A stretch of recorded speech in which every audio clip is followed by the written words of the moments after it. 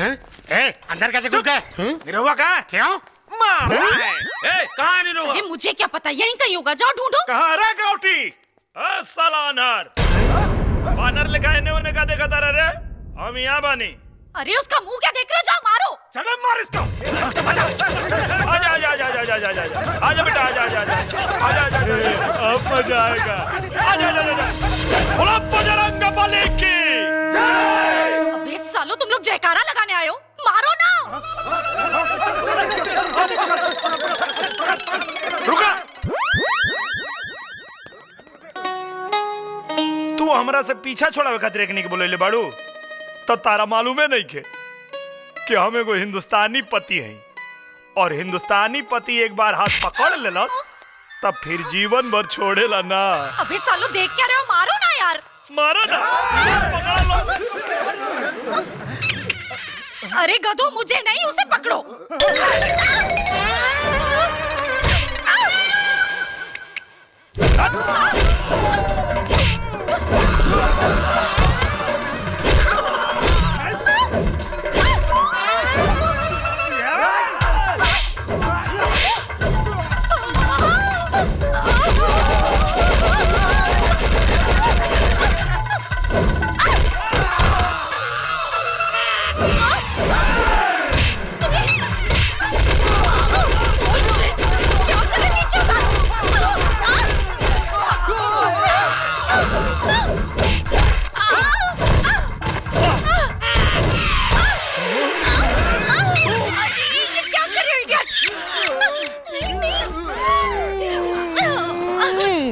लड़की से हार गई लोग दबावा।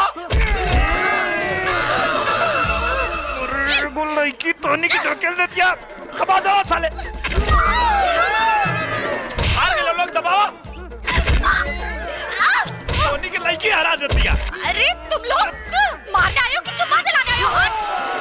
आजा आजा आजा आजा।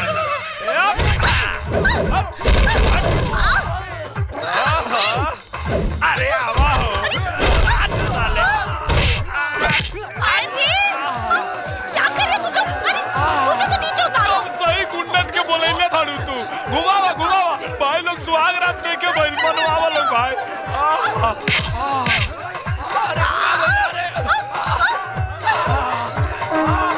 हनुमान की आजा आजा आजा आजा। देख क्या रहे हो, मारो।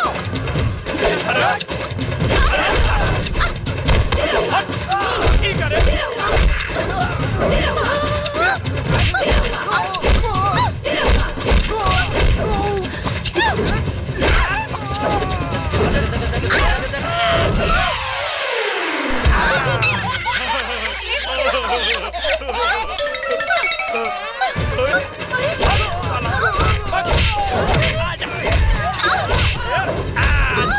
रामचंद्र की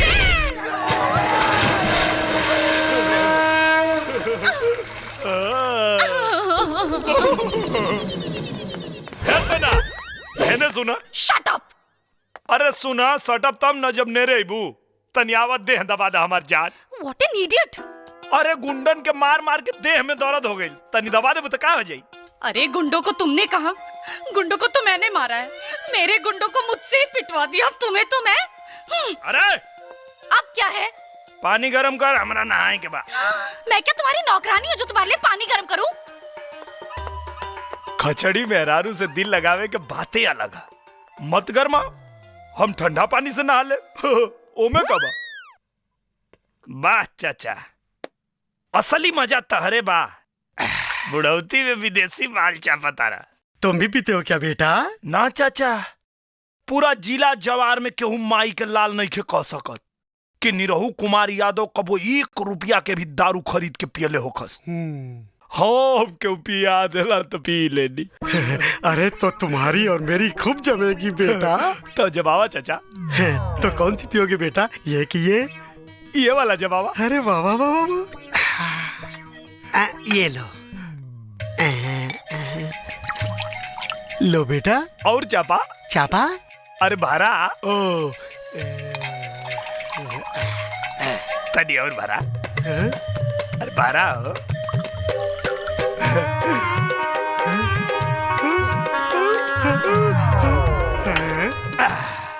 बहुत मीठ बा, तनी और बारा। बेटा ये पीने की कौन सी स्टाइल है?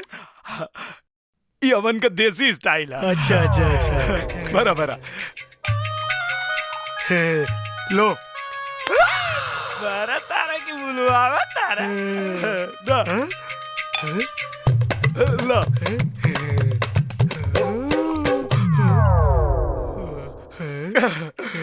चाचा तू बड़ी मस्त आदमी हवा।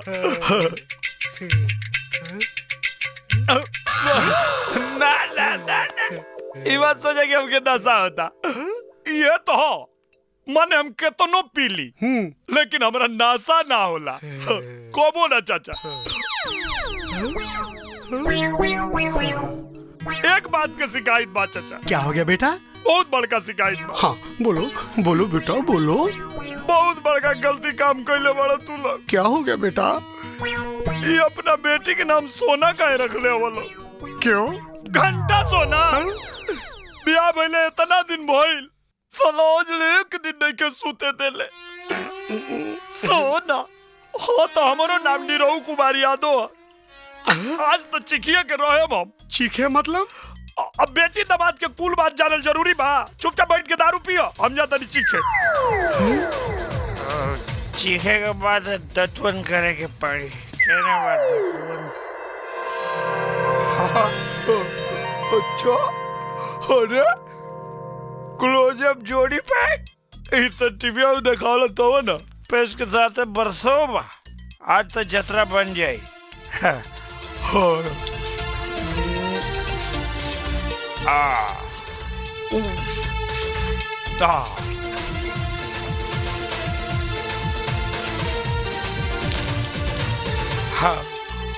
क्लोजअप जोड़ी पैक से हमरा के डबल ताजगी मिल गया।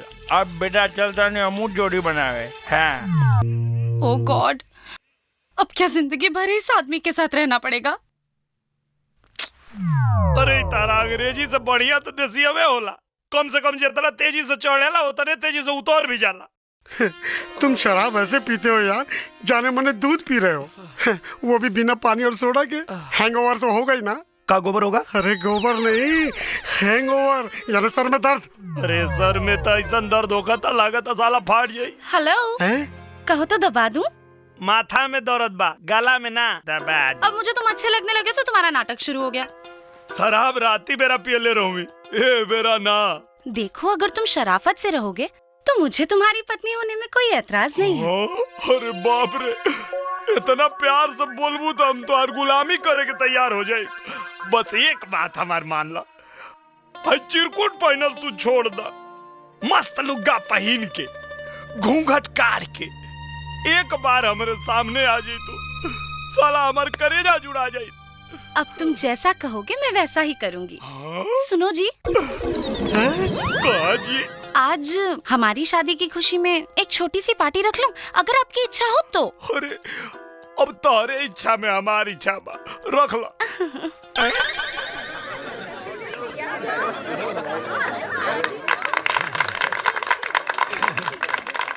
हाय फ्रेंड्स, ये है मेरे हस्बैंड निरहु कुमार यादव। कैसी लगी हम हस्बैंड वाइफ की जोड़ी? बहुत बढ़िया, जैसे मर्सिडीज के साथ ट्रैक्टर को बांध दिया गया हो। ट्रैक्टर नहीं गांव का नमूना है ये। सड़ी हुई जीन्स, सड़ा हुआ कुर्ता और गले में गमछा। वाह भाई वाह, इससे अच्छे कपड़े तो हमारे घर के नौकर पहनते हैं। भाई इसके कपड़ों पे मत जाना, ये आदमी दिखने में सीधा साधा एक नंबर का सातिर है, सातिर। सोना की करोड़ों की दौलत देख के इस भीख मंगे की आंखें चकाचौंध हो गई है। धक्के मार मार के ये बेचारी इसे घर से बाहर निकालना चाहती है, पर ये जोक की तरह इसे चिपक गया है यार।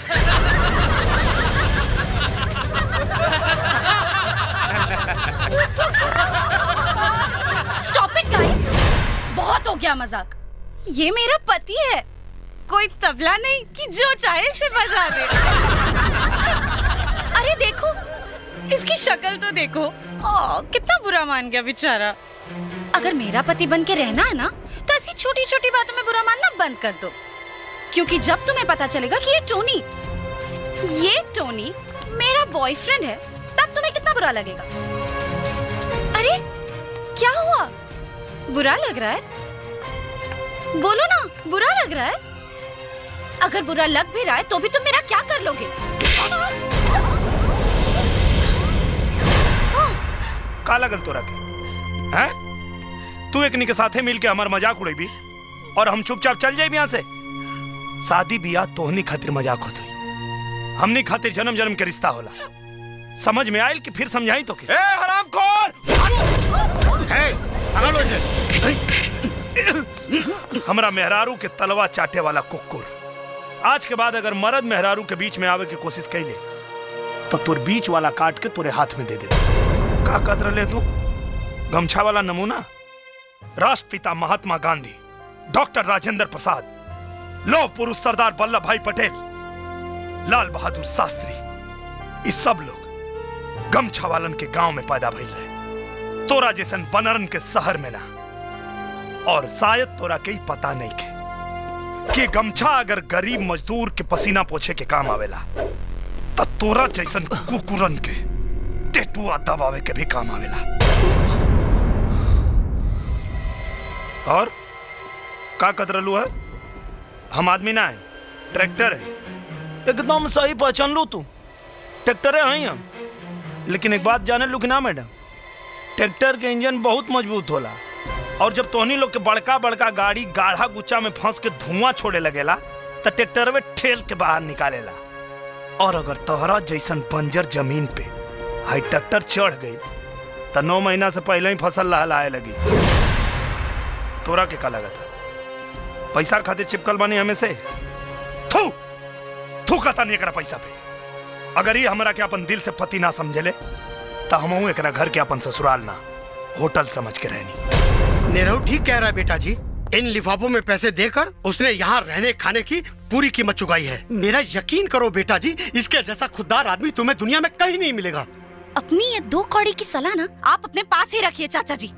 मेरे मामलों में अपनी टांग अड़ाने से पहले ये याद रख लीजिएगा कि मेरी इस प्रॉपर्टी के आप बस केयर टेकर हैं, मालिक नहीं। और तुम एक बात कान खोलकर सुन लो, तुम जैसे गिरे हुए फटीचर इंसान के साथ अब मैं 1 मिनट भी और नहीं रह सकती। I need divorce. अभी के अभी तलाक दो मुझे। अच्छा, तलाक चाहिए? हाँ, दे दे तलाक, लेकिन ओकरा खातिर तोरा के हमारे को शर्त माने की पड़ी। क्या शर्त? अगर तलाक चाहिए तो तोरा के हमारा गांव में चल के हमारे मेहरारू बन के 6 महीना रह के पड़ी। मैं नहीं जाने वाली तुम्हारे उस सड़े हुए गांव में। तो हम ना लाई तोरा से ब्याह करे, तू आई लाली हमरा से ब्याह करे। और अगर अब तलाक चाहिए तो गांव में तो हमरा चले के पड़ी। मैं जानती हूँ जब तुम यहाँ रहकर मेरा तन हासिल नहीं कर पाए तो अब गांव जाके अपनी मुराद पूरी करना चाहते हो ना तुम? तोरा मर्जी के खिलाफ गांव में तोरा के हाथ भी ना लगाई। ये को मर्द के जुबान है। मैं कहीं नहीं जाने वाली, समझ गए? हाँ तो तलाक देवे में तो हर तेल निकाल देबो।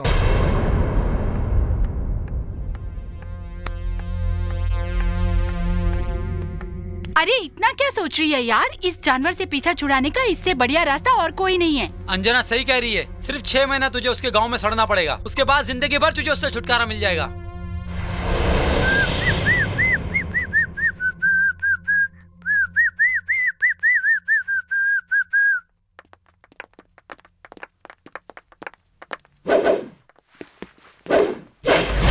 मैं तुम्हारे गांव जाने के लिए तैयार हूँ, लेकिन मेरे सारे दोस्त भी मेरे साथ चलेंगे।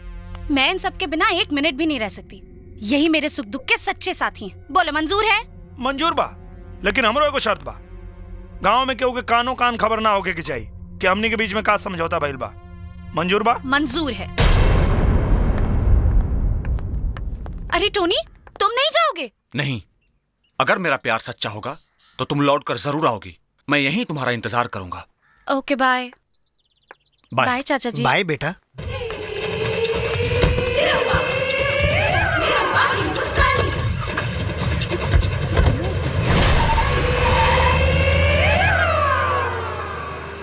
तुम्हें क्या लगता है वो वापस आएगी? Yes, of course she will come. वो मेरे बगैर 1 दिन भी नहीं रह सकती। तुम अपने आप को बहुत समझदार समझते हो। Yes I am. मुझको तो बेवकूफ नजर आते हो। बेटा, चिड़िया तो उड़ गई।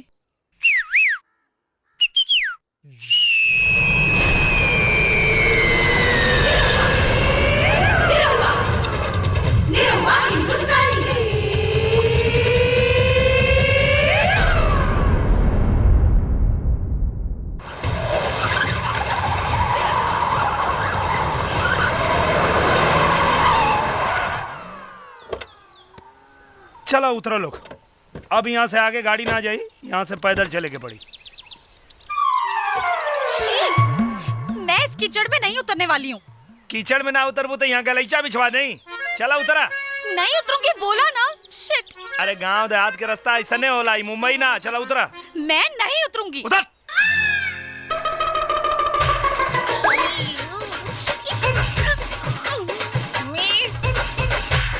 आओ थोड़ी के दूर और अरे ये तो निरहुआ लागत हो। अरे त निरव्या अरे एकरा साथे तो बड़ी चमचमात चीज बा हो। पालगी बाबा लागत हो कर सपना के रानी मिल गई यार। हाँ हो, लेकिन इस साला इतना अश्लील सपना देखो तो हमरा तो मालूम ना रहा। आवा तनी रुक बेटा। पालगी चाचा। अरे जियत रहा बेटा, जियत रहा। का नहीं हो बेटा, ई के हरे? अरे चाचा ई तोहार पतोहिया ना। सही माल खोले बेटा। ई पतोहिया से कुछ पूछ ली। पूछ ले चाचा। अच्छा वो बात बताओ, जब तोहर बाहर इतना कम कमरे में काम चल जाता तब तक घर में कुछ पहनो के ना पड़त हुई। What? गंदी बात, गंदी बात, गंदी गंदी गंदी गंदी गंदी बात। अरे साला तू चाचा नहीं रे, मर बे। चाचा हमें तो गंदी बात कर बे। चला। अरे साला देखो एक और हमरा 17 गो लड़कन में ये वो सबसे बड़ा नालायक निकल गई।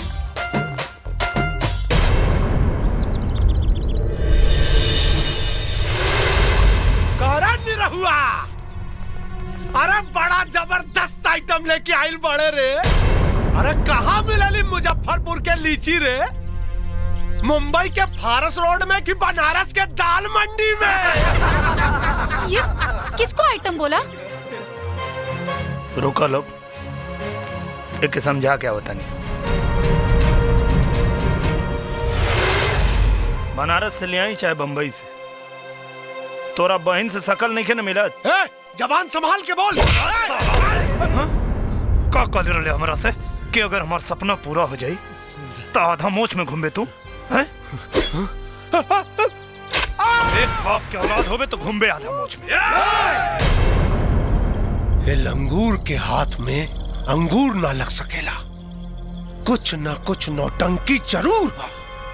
जबले नौटंकी का पर्दा फास ना कर दे अपन मोच ना बढ़ाए।